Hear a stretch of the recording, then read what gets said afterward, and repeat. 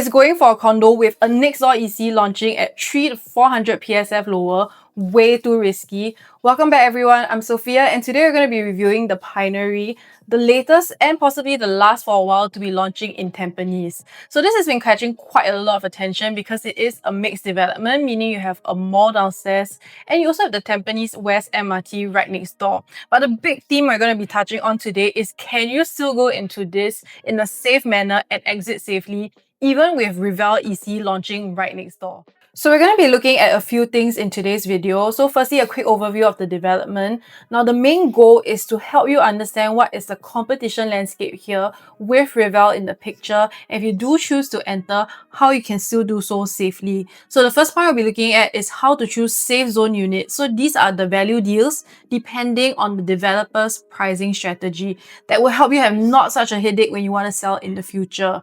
Second will be exit strategy windows. So what are the peak windows of timing that owners of Pinery can look at exiting in order to have a safer profit margin. And lastly would be across all the bedroom types, which are the more competitive layouts that even Rivelle doesn't have, as well as which are the ones you need to avoid. So let's look at the location first. Now in the east especially, in the past couple of years, we have had quite a lot of mixed and integrated developments. So before this, we have Parktown, and nearby we also have Pastries 8. So if you wanted the convenience of living on top of a mall, this is not going to be your only option and there will be competition. But how does Pinery fare against the other two?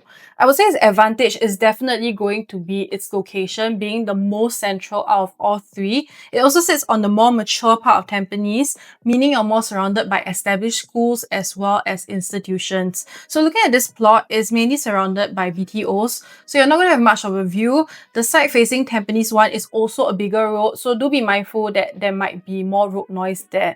Now, added bonus of this area, I would say, is you are quite near Berg Reservoir. So if you want to go for your evening stroll there, you can also hop on over. Now, looking at the overview, there's going to be 588 units, and this is going to be TOP around 2030. Now, for the mall, you have 60 units of restaurant and retail. I believe FairPrice is already a confirmed tenant here. Now, developer is Hoi Hub, so pretty reputable. They've done Continuum, Terra Hill, as well as Key Residence. So on the ground, we know them for good finishings in terms of the condo facade as well as the interior. Where would the premium be placed in this development? Now looking at the site plan, like we mentioned earlier, there's not going to be much of a view. So your best facing here is likely the pool. In developments like this, where the main selling point is not the view, like example, if you had a sea view, usually we see developers put more percentage of a premium on the per floor jump or on certain unit types. So example, higher PSF on smaller or bigger units. So which one will it be for this? We'll discuss a bit more in a while. Now looking at the site plan also, pretty decent facilities. You have your usual tennis court as well as several pools. Now I do like that between most of the blocks and the pool, you have quite a healthy distance. Now something interesting also is that most blocks have direct access to the mall versus certain condos where you actually have to maybe walk to one lift and then after that change to another. So it will be quite convenient, but I think certain blocks with the lift lobby access is going to have more of a premium, and we'll also talk a bit more about that in a while. Moving on, we can see that the unit mix, very interestingly here, 43%, close to half, is going to be 2-bedroom. Now, the developer is very aware they have Rivelle next door, and of course for EC you don't have 2-bedroom, so they know that the unit type, the least competition, is going to be 2-bedroom, so they're trying to push more demand over there. They're going to be able to get all the way up to a 5-bedroom. Diving to our first point, how to find safe zone units. So these are going to be the units that are safer to exit in the future. And in order to do that, you need to know two things. Firstly, what is the USP of this development that makes it so special compared to all the other launches that are coming out? And secondly, what is the developer's pricing strategy? How do you identify that? Firstly, let's look at the USP. What does someone looking at Pinery want? It's definitely not going to be something like spectacular nature views. Someone looking at a mix or integrated development wants that convenience. You could choose any other Tampines condo and still be pretty well connected, but you want the kind of convenience that is just going right downstairs. You can get your groceries, your food. You don't even have to think twice about it. So definitely we want to identify the premium stacks by which gives the most convenient. So looking at the building plan of Pinery, quite interestingly, most of the blocks actually connect directly to the mall. But I would say two particular blocks are going to have the most premium in my opinion. So firstly, it'll be the one that connects to the MRT because that's going to give you the most unique and convenient daily necessity advantage. You go directly down and it's already the train. Secondly would be block 926 because that is the closest to the food court and supermarket. So another daily necessity that you might need. So in my opinion, I think the developer will put more of a premium on those two blocks. So knowing that those two blocks have the best USP, how do we know if we can get a value unit there? So next we need to know what is the developer's pricing strategy. There are three pricing strategies that developers can use, and usually there'll be a little bit of each in every launch, but one particular one that they put most of the premium on. And depending on which that is, the safe zone units are going to look very different. So firstly, we are facing where most of the premium is put on a better view. So in that case, your safe zone and place where you can get cheaper units is going to be bigger units on higher floors, but the view is not the most premium. Secondly, would be by per floor jump. So sometimes we see for certain developers, they'll have a big jump at certain floors, or every floor there will be a consistent jump. And if that's the case, your safe zone is going to be lower floor units but better view, because you probably will be able to get a good view for less of a premium. Lastly will be by unit size. So sometimes they put more of a premium on bigger units, and in that case, your safe zone will be go for smaller units but better view, because you'll be able to get a better deal at less of a premium. Which strategy will we likely see at Pinery? So usually developers have certain patterns and we can look at them from their past project. Looking at key residents, notice that the way they price is usually on per floor jump. So every floor we have 0.5%, 0.5% jump. And then suddenly you see between the 5th and the 6th floor, there is a 2% big jump. Similarly for Continuum, which is like Pinery, right? Surrounded by a lot of buildings, not much view, 0.5% jump consistently, and then suddenly between the 5th and 6th floor again, we see a 1.5% jump. So knowing this, I think there is a strong chance that Pinery's premium is going to be on the floor jumps. And if that's the case, I might want to go for something that is block 930 and 926, where we predict will have the most premium among all the blocks, but I'll go for a low floor facing the pool. So that's going to give me a good view as well as the convenient, but I'm not paying so much of a premium for the higher floors. So of course, we want to look at the prices on launch day, but knowing what to look out for is crucial for you to choose a safe unit, because there can be people with good queue number, but if they go in choosing based on emotions and not knowing how to spot the safe opportunities in the development, it is still going to be a hard exit for them in the future. Next, we want to look at the exit windows. What are the safest windows of time for Pinery owners to exit without so much competition? And to understand that, we need to know what is the supply and demand in the area. So looking at this timeline in 2030 is when Pinery will first TOP as well as Rivelle. So this is when the first wave of Pinery owners will be able to sell, but for Rivelle, this is when the 5-year MOP kickstarts. Now notice for this period in 2030, just within the 1 km radius, we also have a huge pool of BTOs that will MOP 2,366 units. So that is going to push up the demand where you don't have so much competition in your supply yet. Now we move on to 2031, you have another 1,613 BTO units that will MOP. So again, bring in more demand into the area where your supply is still pretty consistent. And even 2033, another 846 units of BTO that MOP in the area. However, once you hit 2035, this is when you need to be very sensitive, because when Rivelle MOPs, it's going to bring in more supply into the area, but they will be able to sell for a cheaper price if they wanted to, because they enter in at a cheaper price than you for sure. So if I am a Pinery owner, I would say the key windows to look at is 2030, where you have the largest demand, and following that you will still have quite a healthy window to exit, but avoid doing it in 2035 once Rivelle MOPs. You either do it before their supply enters, or you wait until the first wave of sellers that want to sell MOP for Rivelle have all sold already, then you enter back into the market when there's not so much competition. So for the last portion of this video, we'll be looking at all the different bedroom types to see which are the layouts that have the strongest advantages and will be easier to exit, as well as what are the different type of exit strategies. So first we have the 2-bedroom, and the number one thing most people are going to think of for 2-bedroom is, when I sell in the future, can I still be competitive? Because there is a chance your resale price is going to be Rivelle's 3-bedroom resale price. So how do we then choose? So looking at the smallest unit, we have 624 square feet first. So this is a very typical traditional dumbbell layout. It's also the unit type with the most stacks. You have 10 stacks of this, which means almost every facing you have. Now this is a bit of a double-edged sword, because number one, you're going to have a lot of competition from the exact same layout, but that also means that within your one layout, there's also going to be a bigger price spread. So what are going to be the value deals, the cheaper units among all the 624 square feet? Now, second will be 635 square feet. So this is going to be a bit more different where you have both rooms tucked on one side as opposed to the dumbbell style. But I would say a big disadvantage here is if you look at bedroom 2, because of the way that it is laid out, the window is a lot smaller, so it's going to be darker. Now, on top of that, the living room feels a bit more narrow. If you look at the placement of the dining area, once you kind of pull out your chair or if you're in the kitchen, it's going to feel like it's very cramped together. However, the trade-off is when you come home, you aren't walking directly into your kitchen, unlike with 624 square feet. Now, next we have 667 square feet. 667 square feet, I prefer a bit more to 635 simply because of bedroom 2. Now, it's more of a normal bedroom 2 where you have the full window, not just the small one there. And also for the living room, it's a lot less narrow. You have your dining table after the kitchen, so there's a separate segregated area just for it. Now, for this, it's mainly going to be facing away from Tampines Avenue 1, so on the opposite end of the development. And lastly will be the biggest for the 2-bedroom, which is 700 square feet. And this is going to be the 2-bed plus study. So this one is already quite different. You have kind of a tucked-in kitchen that can almost feel like an enclosable one. Your dining area can also fit up to a 6-seater versus the other which only can fit up to a 4. Going back to the question, can the 2-bedroom at Pinery be competitive in pricing against a 3-bedroom at Rivelle? Looking at the price information we have already, for Rivelle's 3-bedroom, the starting price is already confirmed at 1.588 million, assuming that is the small layout at 883 square feet. So for that, if that's the starting price, maybe the average price for a 3-bedroom will be about 1.7 or 1.8 million.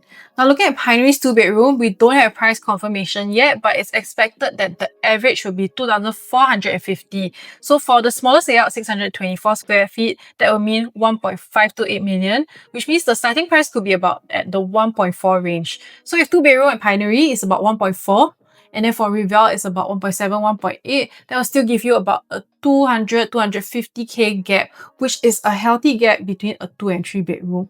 So I think for Pinery, if you can choose the right price, this is why knowing the developer strategy is so important. You can still be competitive against a Rivelle's 3-bedroom, but you definitely don't want to go for the most expensive of 2-bedroom where your price starts to overlap with the 3-bedroom so much that you lose that advantage. So for my top 2-bedroom picks, the first is going to be 624 square feet, and this is because it's a very functional 2-bedroom, but it's also the smaller size, so likely you will be able to get a very attractive price gap away from Rivelle's 3-bedroom. The living area also feels good as opposed to even some the living area also feels good as opposed to even some of the bigger 2-bedrooms.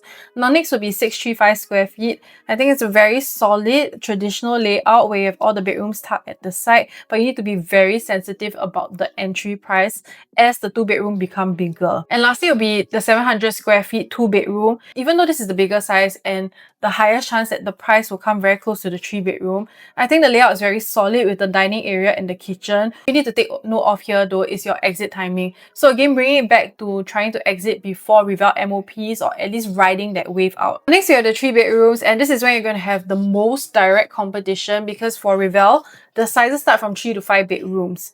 Now, interestingly, because of the stack facing strategy here for 3-bedrooms, I think we might be able to get some bigger units at the same price as some of the smaller layouts. So let me show you what I mean. Now, the smallest layout here is 807 square feet for 3-bedroom, but notice that the facing is all inwards and even towards the pool, which is quite the opposite of what we see in many developments who usually put the smallest layout in the less premium facing, which in this case would be Tampines Avenue 1, in order to have a cheaper starting quantum.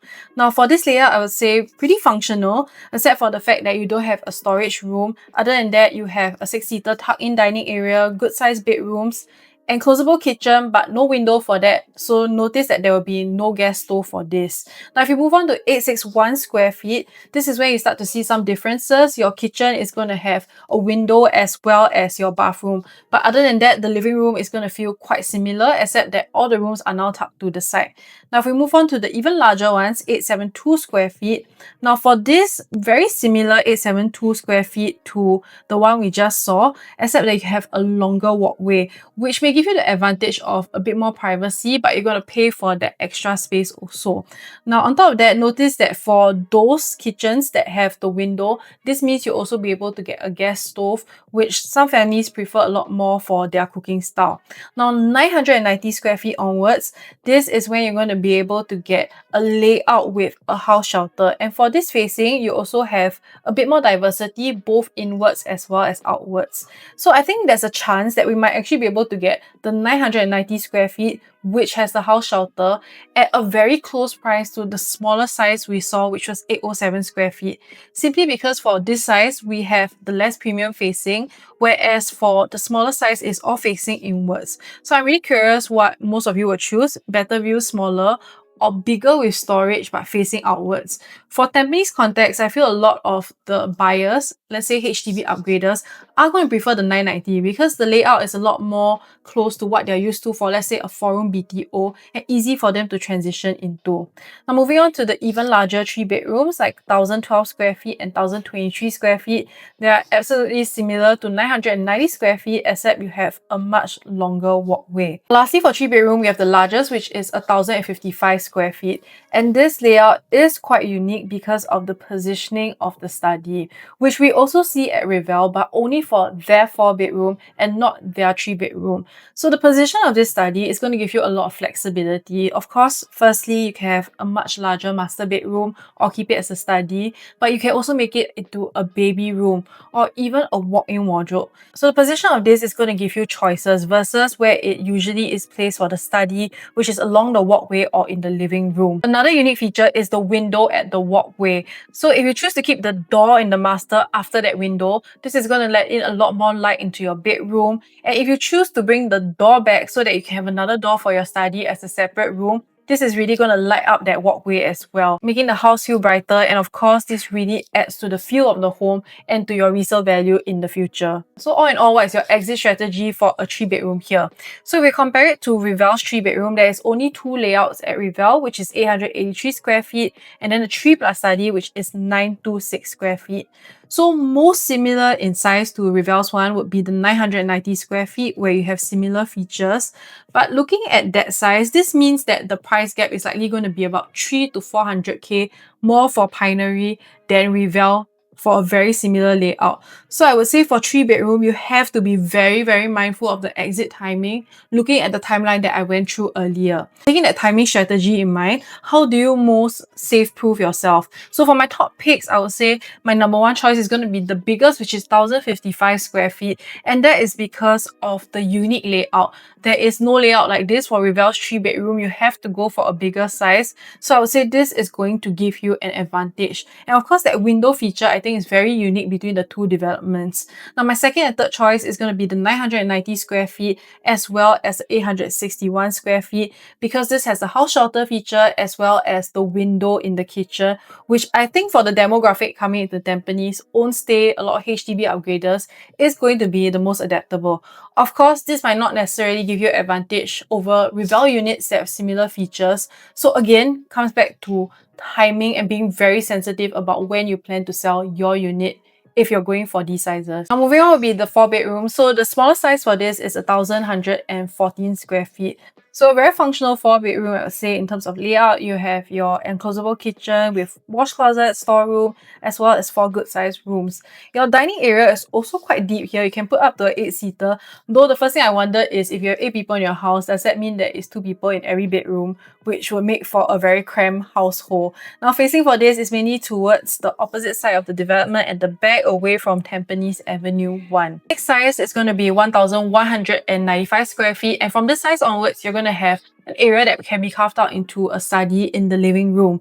So this is going to give you a few advantages. If you want to make it a 5 bedroom, you can as well. If not, you can leave it as kind of a landscape layout living room, which is going to make it feel a lot more spacious. For 1227 square feet, the layout is very similar to what we just saw, except now instead of a storeroom, you have a house shelter. So the difference between a storeroom and house shelter is you cannot knock the house shelter. So technically, the one with the storeroom is going to give you a bit more flexibility.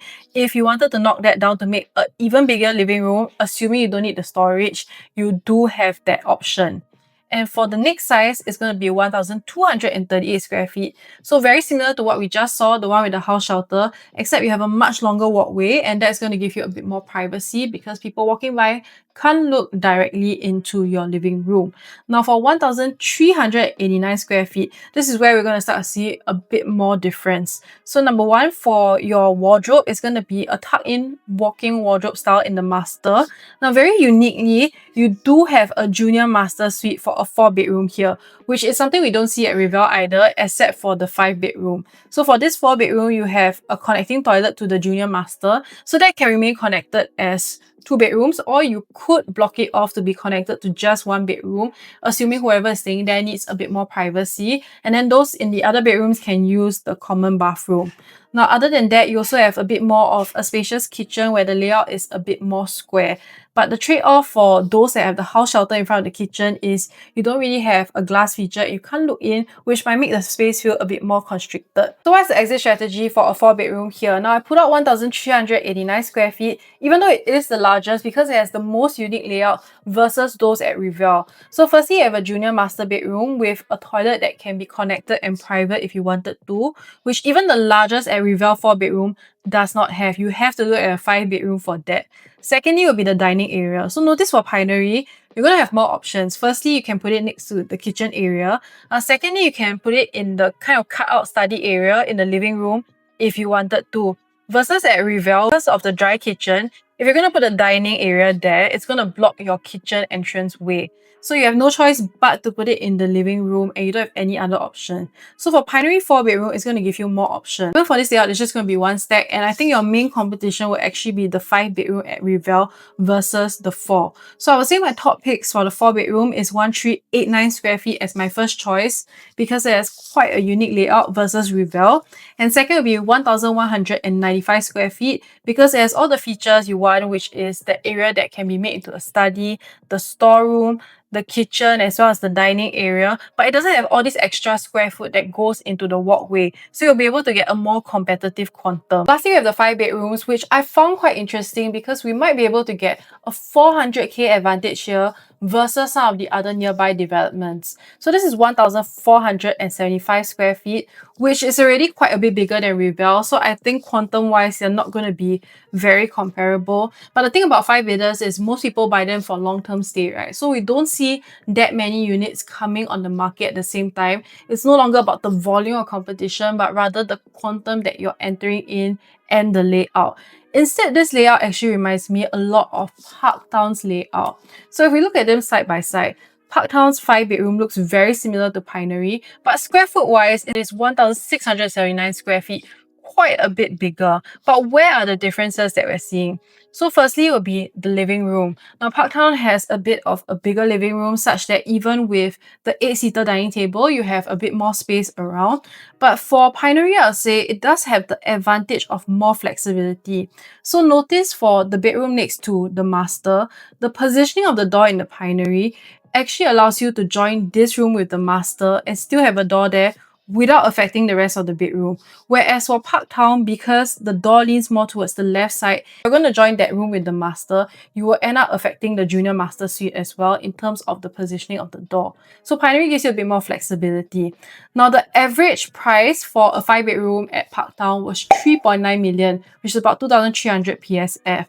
Now, assuming Pinery actually has a higher PSF on average, let's say even 2,400, because the square foot is quite a bit of difference from Parktown, the average at 2,400 PSF quantum will still be 3.5 million, which gives you a 400k gap from Parktown, even though the layout is going to feel quite similar. And that's all for today's video. If you are looking into Pinery, I do think it's a unique product in a part of Tampines. They are trying to develop even more now. But just do your homework and be very, very mindful of the price you are entering in compared to your nearby neighbors as well as the layout. Now, if you have any other questions, you're always welcome to reach out to me and I'll catch you all in the next video.